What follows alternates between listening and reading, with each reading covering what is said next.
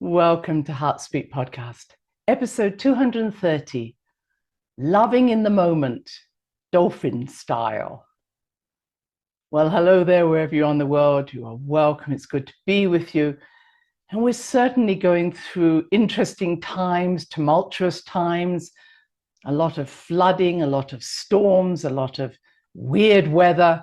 And my heart goes out to all of those who are suffering around the world, especially in places I've visited, the Turkey and Syrians and their earthquakes. I see there was another earthquake, and over in New Zealand where they've had tremendous floods. But I know this is happening all around the world, so my love goes out to you. And we're going to travel today to the Hawaiian Islands, the clear blue seas of Hawaii, so that we can be in that joyful energy of the dolphins. Because I've just come back from the big island of Hawaii, and even though we're not now able to swim personally with the dolphins, the wild dolphins, I felt the dolphin energy, I felt the whale energy, and I got myself into the water as often as I could to be in their acoustic imagery field, because that's how they communicate with us. They send out images using sound, and that sound and that imagery doesn't just occur in that Hawaiian area. They send the consciousness into the water. And guess what? We are 70% water, as is our planet, and we drink water. And this is how our consciousness changes. Water and consciousness are deeply connected, as you may know from other references and other research studies. So here I was receiving the consciousness of the dolphins and the whales as I snorkeled around the island. And we had plenty of rain, which probably added to the water that I experienced. But it reminded me of the importance of my times of being with the dolphins and whales, and particularly the dolphins. Even though I have swum personally with the whales and had a wonderful experience with them, that's for another podcast. But for today, it's dolphins. And it just so happened, as I always like to say, there was a conference I was listening to on dolphins and whales last Saturday. And I thought, okay, I think you're really trying to get me to listen, which is what often happens. And I thought of my first visit to swim with the dolphins, and it occurred back in 1996. I had visited the Hawaiian Islands before, but hadn't really focused on the dolphins at that time, and had, being a person of Scottish origin, swum with the porpoises, what we call porpoises, which are part of that family. I had been around the waters of the porpoises up in Scotland when I was on the many ferries that we crossed to the islands. But I think I'd never really had that close relationship with the dolphins until 1996. And it just so happened, as my life does, I'm sure you've got stories like that, just so happened, I bumped into someone in the clinic I was working in London at that time, my holistic practice, and they looked fantastic. And I'd seen them a couple of years before, and they didn't look so fantastic. Now they were glowing, and they looked younger, and they looked fresher. And I went, wow, what have you been doing? And they said, I've been on the big island of Hawaii, and I've been swimming with the dolphins. And it was like, ding, that's what you need to do, Christine. And so this person was linked to a conference that was coming up on music. And I went, that's what I'm going to do. And I often find that, I'm sure you have, that it's almost as if my guidance, my universal guidance says, I know what will get Christine there. If we're doing something that she's interested in, then that will be the carrot to cross her across the oceans, because I was living in London, to go and meet the dolphins, even though I thought I was just going there to meet some fantastic sound therapists, which I did. Have you had that experience where you've gone to do one thing and something else has come out of that experience? Maybe you've met someone special who was nothing to do with the conference themselves. And at this time, I met the dolphins. That was what was special for me. So the conference was being run by a lady who I have so much respect for, Joan Ocean, who is a counselor, a psychologist by training, but she was led to start to swim, and she didn't swim before that, swim with the dolphins. The dolphins taught her how to swim. And she then has for many years, 30 odd years, been leading groups, swimming with the dolphins, teaching them about how to communicate with the dolphins, how to live with the dolphins. She did a lot of wonderful research with John Lilly. And she has a strong connection also with the Andromedas, the ETs, that we believe the dolphins have a connection with different groups, especially as Sirius B, the sun, the star Sirius B. But coming back to my 1996 experience, of course, it was wonderful. I met Joan. I met, as I say, some fantastic sound healers who I will still recommend as being some of the best in the world, people like Jonathan Goldman, etc. And we would go out we'd have the lectures in the morning and go out and swim with the dolphins in the afternoon, sometimes the other way around. And you would have all this music being played. And it was like I was in heaven. And what I learned so strongly was the importance of joyfulness and singing and love, and that the dolphins would come close to us when we were in that state. And in years on, I started to bring people, some of you may have come with me, first of all from Europe, from Britain, from Ireland, to swim with the dolphins and to look for ETs. We did other things. And then later on, I've been taking groups from all over the world, especially from the US with Leland. And so I've spent many days in the water and enjoying the dolphin energy, but also trying to give over the idea, teach, as Joan had taught me, how important it is not just to be with them, but that the dolphin consciousness is far advanced of our consciousness. They've been on the planet for millions of years, and they're trying to show us, perhaps if we want to say it, fifth dimensional living, unity living, because they swim in pods, PODS, in a pod. So you see a pod of dolphins, and that can be a small pod, or it can be a large pod. You could say 200, 300, or even just 20 or 30, but that 20 or 30 will belong to a larger pod. And so we were considered, when we would go out on a boat, to be a pod of people, a pod of dolphin people that were wanting to swim with the dolphins and to experience their energy. And even though I say swim, I want to say that many a time I had people who didn't swim or didn't want to swim, and that they would have a dolphin experience just being on the boat, sometimes even just being in their hotel. Because as I'm hopefully explaining to you today, just being in the energy, and I'm hoping you're feeling the energy as I talk about it, that their consciousness isn't limited, you could say, to their sound waves. That as soon as we start to feel that joyfulness and imagine that blue, this crystal blue, clear water, and be with what I saw, the spinner dolphins that jump out of the water and spin round and go back and dive into the water again.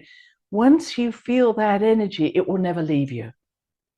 And what the dolphins are teaching us is that when we're in joy, when we're in love, when we are working together in that place, magic happens. And they say that's when you need to set your intention, not when you're in a serious state and wondering what you're going to do and thinking and nothing happens. And I learned that over and over again. Someone needs to learn that a lot, as they obviously knew. Because if I went onto a boat with a group of people who you could say had paid me to see the dolphins, but I'd wanted to really bring them that experience, and I was so keen for them to have an experience. If I was so keen and had these expectations, and maybe they had their expectations, nothing happened. We saw not a single dolphin. But as soon as I switched off and I just started singing, as Joan had taught me to do, and we started to have conversations that were joyful, we laughed, the dolphins were all around us. And so they teach us not just about being able to, as I say, see them or swim with them. They teach us that's the state of being that they want us to know about. And I'm not saying go and be happy all the time where things may not feel happy. But what they're saying is, and they don't say life for them is all of a bowl of roses and happiness. They're saying live in the moment. That's why I called this podcast Loving in the Moment, because they said when you're in love, when you have self-love, and I'll come back to that, when you're loving that moment, then magic happens. Now, I think I need to just say right away, they believe that love is being fully embodied or fully embodying an inspirational moment. Okay, so being inspired and filling yourself with that inspiration and doing all that you can to bring that inspiration into being is for them love. I am full of this inspired experience or inspired dream, and I am expressing it fully. That to them is love. Makes it slightly easier, eh? So it's what they describe in various forms that I've read it. And I'm going to encourage you to read something called the Dolphin letters, and I'll put the link below the YouTube, and also I'll put it onto our website under the podcast. I'll also put Joan Ocean's information on there as well. But what they describe is, if you imagine them filling themselves with air, inspiration, and leaping out of the water, when they're leaping, they're saying, while leap is the leap of expression of this inspiration, and spinning it around and then diving back in. So love is the fullness of our expression. And that sounds great, doesn't it? Because it's everything we've been talking about. When we express ourselves fully, being the best that we are, not the best we can be, but the best that we are in this moment, we're in love. So simple.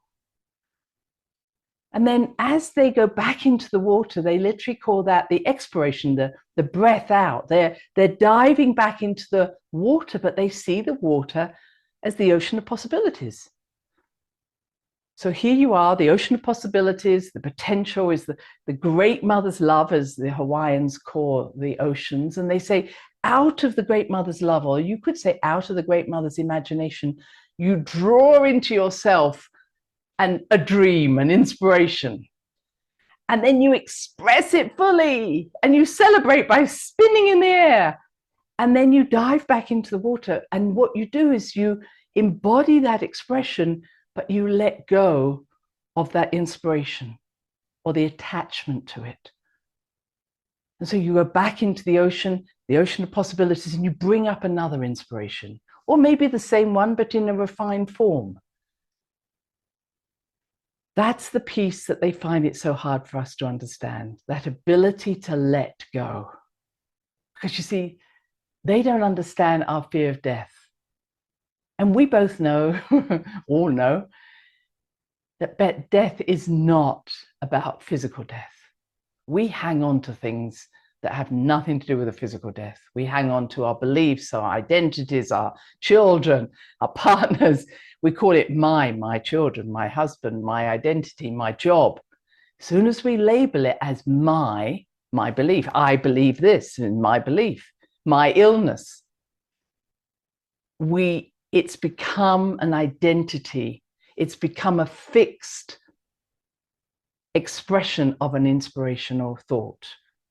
We call it a belief, a perception of reality. And what the dolphins cannot understand is our need to identify with something we've created. They say, we create that spin, but we are not that spin. We create this experience, but we're not that experience. And they say, you imagine living and loving in the moment where your actions are not based on your beliefs. Loving in the moment means your actions are not based on your beliefs, and especially not based on your beliefs about yourself, your self-identity. Now, if I just break that down just for a moment, what they're saying is that when we are full of ourselves, when we fill ourselves, that is self-love. When I say, I am going to do the best that I am in this moment, because that is love. It's not being influenced by because you're not good enough anyway, Christine, and you do need approval. And it's only when you spin well that you'll feel good about yourself. So it has nothing to say that I can be less than I am. I can only ever be full of myself. I can only be full of myself in this moment, because that's what love is. And as soon as our identities, or you could say our actions, are based on our past beliefs, that's when we limit our ability to love ourselves. And I wonder how often, I know I do it myself. I can feel a spontaneous experience coming on, but I also can hear my mind going, well, if you do that, what if this happens and that happens? And I know some of you do it as much as I do, maybe more. How many times do we influence our relationships based on what we already know about that relationship or that person in that relationship in the past past experiences or past experiences with another person? In other words, if you didn't believe that maybe, I'm not good enough in relationships, or I don't know if I'm liked, or whatever it is, if we didn't take that into every relationship, what a different type of relationship we'd have. And this isn't about saying I'm so full of myself that I don't care about you. This is about, I am bringing the best that I am into this relationship because you deserve it and I deserve it. That's what the dolphins do. You see, in this idea of a pod consciousness, a unity consciousness, a collective consciousness, they expect each to turn up in the best that they can be. So it's about self-love to bring unity love. Make sense? So they're not saying, we're all so good. I've seen them fighting. I've seen them hurt each other. I've seen them be rowdy. But they would say that's fine as long as it's what the influence is to the whole. If you choose to be a particular way and it's somehow strengthening the whole to be like that, that's great. But when it starts to have a detrimental effect on the whole, on the unity group, on the pod, then stop doing it. And that consciousness is something that we are not aware of, very much so. So many people only think about, how's this affecting me? Yeah, they may say, I'm going to act in that way because it will have an effect on someone, but they're not thinking of it in a positive way for the group. They're thinking about, how am I going to be well approved of if I do it this way? How am I going to avoid criticism if I do it this way? So it's still about them. What would it be like if I just knew I was giving you the best that I am, because I am already perfect, as the dolphins believe? They don't have this belief in being inadequate. And yet they want to tell us that they still teach and learn and explore and adventure and make mistakes. But they're saying it's not because we're inadequate. What a different world we'd live in if we started with the premise is knowing I'm perfect as I am, or the best that I can be in this moment. I still want to expand and explore and teach, but it doesn't come from a place of lack. It comes from a place of adventure, it comes from a place of curiosity, it comes from a place of joy. So just a thought that next time you're talking with someone, be the best that you are, because you already are that. And perhaps not let those thoughts come into your head that say, what do I need to do for them to like me or approve of me or do the best? Just be yourself, knowing that's probably better than all of this other that goes on. And that when you get excited by a new idea, do it to the fullest of your ability. And then when it's done, let it go. Remember, you're not doing anything to be a better person. I still hear people say, well, I'm evolving. I'm not there yet. You are. Everybody is. There's nowhere to go. It's just in this moment. And loving yourself in the moment is all that matters. So if I just take a few steps back, first of all, I learned when I want something to happen, taking taking people on a trip, it never happened. When I sat back and enjoyed it, and maybe sang and laughed, Dolphins were all around us. Lesson number one. When we're full of expectations, dolphins are not. Magic doesn't happen. I want this and this and this and this to happen. Magic doesn't happen. What happens is we just keep repeating patterns. Or we might get what we want, but it's not what we need. The universe is not mean. It's not trying to hold back the money you might need. It's saying when you're working with that energy of love in the moment, everything has to flow your way because that's how it works. And if it doesn't flow your way, it wasn't meant. I mean, I'm not saying that in a, oh, well, there we are, that's an excuse.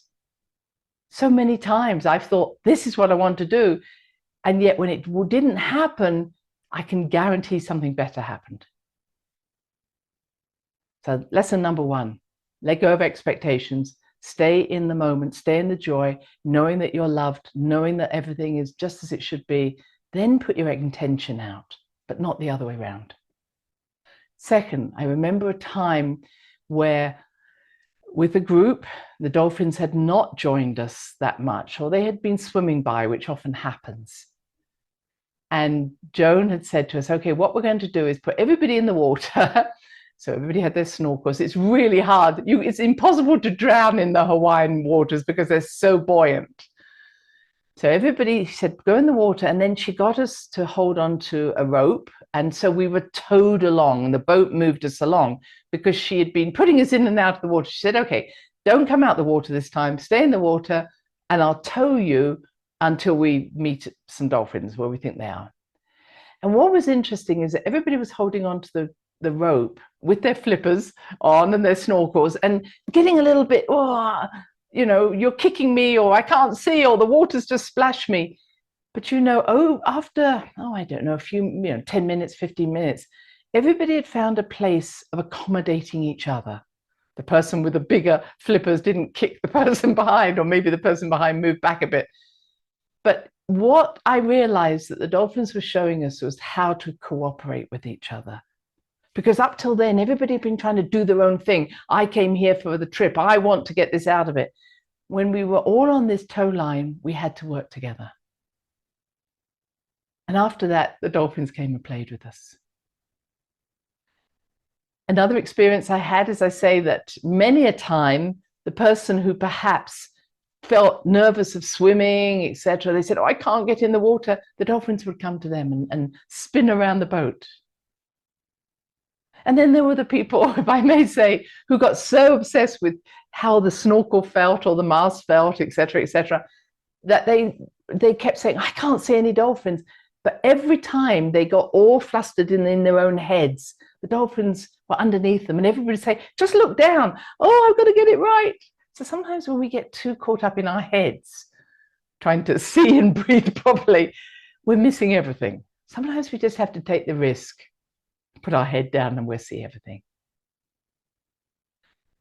And then another experience I had was I was swimming with the dolphins, and I was very lucky that many a time they would swim around me, and we were always told don't touch them because you then place your bacteria on their skin. So we didn't swim with our hands. We swam with our hands by our sides. We just used our flippers. And they would come so close and they would look you in the eye. And looking a dolphin in the eye was one of the most magical experiences I had. I also have looked the whales in the eye, but I still have that image of the dolphin looking me in the eye of saying, I know exactly who you are. You don't have to think. You don't have to tell me. And I love you just as you are. It felt as if I was naked on all levels and loved absolutely in that moment. And one other experience I had was I was swimming along with a dolphin, and that dolphin, I can tell you, if when they're ready to leave, they just leave. Pew, they're gone. You know, you think you're keeping up with them, but they're slowing down to keep up, to stay with you. And I went, oh, the dolphin's left, and another one came up by my side. And then I swam with that one, and that one left, and another one came by my side. And the message they put towards me was, we're always with you, even though we may come in different forms. And I still can feel the love and the joy of that knowledge. So I hope you're feeling this. I hope you're feeling the magic. A lot is happening at this time. And I have to say, since we're no longer able to swim with the dolphins in Hawaii, there were far fewer dolphins there. And they may have stopped coming so close because the humans are no longer playing with them or able to play with them. But as Joan says, they're always there. You just have to stay with the water, be in the water, feel the energy, because you could hear their sounds. You can hear that squeak sound. And what she teaches so much, and some of the things, or many of the things I'm sharing with you are things that she's taught me. But she says that, first of all, they have to find your frequency. And so again, finding that frequency of love and joy is really important. They are interdimensional beings. So I can guarantee, if you've ever been in those Hawaiian waters or maybe waters elsewhere, you literally can see, you think, for several meters and yards apart. I'd say half a mile away, you'd say there's not a dolphin in sight. And yet within seconds, they will be there with you. And you know that they didn't just arrive by swimming. They came because they dropped into my dimension, into my frequency. And I believe that they are trying to help us to move between those dimensions. Joan talks about that when we're in that place of joy, we're in that fourth dimension in a very beautiful place. As I say, that dream state where you can move between time and space, and that they're teaching us to go into that fifth dimension I've spoken about, that unity consciousness, where it's a very different energy, and you no longer need to be in your light body is as strong as you need. So if you've ever been swimming in that way, maybe sometimes I'm swimming like that when I'm in my swimming pool, the swimming pool I go to here in New Mexico. I find that I'm pretending I'm a dolphin or a whale or a turtle, but I feel that my skin has changed and that now I'm carrying myself with my light body, that it's not my physical strength that's moving me through the water, and I can swim further and further underwater. Have you had that experience? So that as as they teach us to move between the dimensions, they're also teaching us to change our physical form, to upgrade our physical form so that we can move through the air or move through the water with greater ease. As I say, breathe underwater.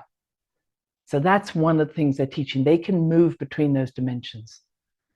They're teaching us that the way of communication is, I say, to find that level of joy and love, but then they will send a sound out with an image in it, and we could call that telepathy.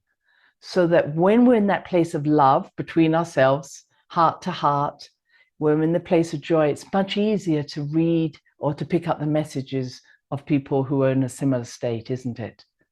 We can read people in that place. And what she says is that they will send a thought form to us that needs to match up with something that's already in our very limited brain.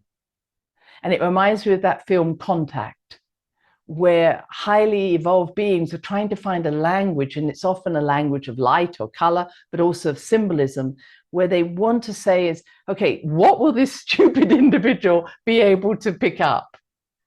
So Joan tells the story of seeing bubbles, for instance. She had no idea. And she gets the idea that they're trying to tell her about different forms of energy that are going to be of the future. And she said, bubbles, I don't understand. But once she had seen the word bubble or seen bubbles in her mind's eye, then they sent her more information. And I recognize that because when I'm working with someone and I'm reading their energy, I'll often see what I call, it's like looking through a keyhole. So it's just a small piece of the whole. And what I realize that once I can see that small piece and think, okay, that's a tree root, then I'm given more information because now I can see the whole tree. So often it's not uncommon to see, just as Joan's describing, a small piece of something. And once you've understood that small piece, the whole is given to you, even though, like she says, you might not understand the whole, but you understand it's almost like the key that gets you into the whole eventually. So they're teaching us futuristic ideas, which is so exciting. They come from the future. They come from the stars. They've been here a long time. And she also speaks about times where they have not been in history. They're not in mythology. She said the first time she went to Hawaii, she realized that none of the mythologies that were being taught had the words dolphin in it. And she realized the dolphins have been off this planet for several hundreds of years and then reappeared. And they seem to reappear at times where humanity is taking that next leap. We're spinning with them. And the word Delphi comes from the word dolphin. And it was a time I always heard when the Atlantis, the civilization fell, one group went to Greece, what we call Greece, and they came in as the dolphins, and hence the word Delphi. So the dolphins have both taken water or swum through water, but they've also been land beings, which is why we often see what we could say mermaids or merman, or some of the gods that we describe as gods have tails. So you too have been a land and an air and a water being at some point. So I hope I'm inspiring you to be dolphin-like. You don't need to go to Hawaii. You just have to find that space of joy. If you want to see clear water, if you want to see spinning dolphins or swimming dolphins, look into the eye of a dolphin and you're there, they're there. And when you're there, that's the time to set your intentions. And remember, they don't believe that we need to be defined by our beliefs or identities. Meet everybody in that space. Get out of our own way. Know that we are the best we need to be in this moment, in this loving space, and magic happens. And I just want to finish with one other little piece that's going on at this moment on the Big Island. There was, as you know, a volcano. Mauna Loa went off, and Mauna Loa has now shut itself down again. It went from November to December. But about that same period of time, there has been massive ET activity around the Hawaiian Observatory.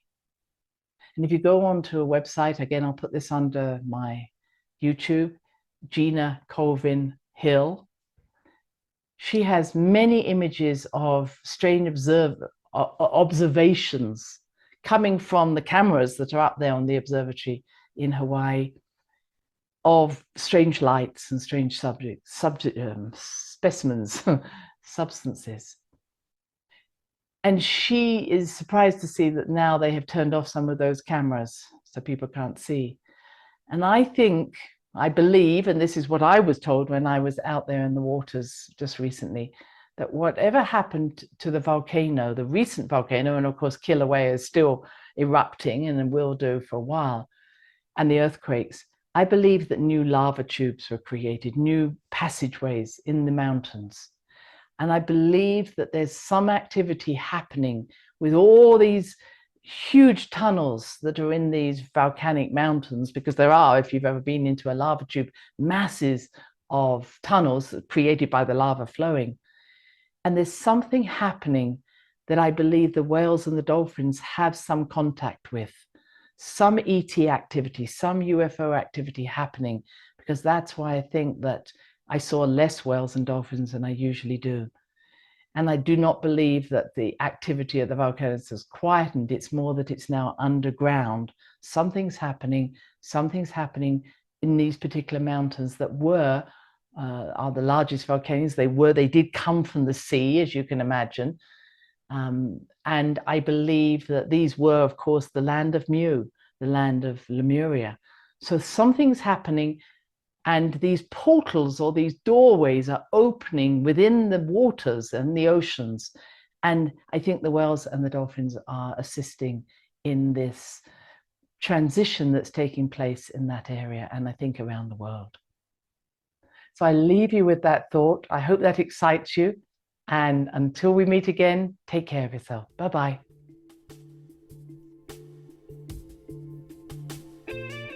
Thanks for listening to the HeartSpeak podcast with Dr. Christine Page.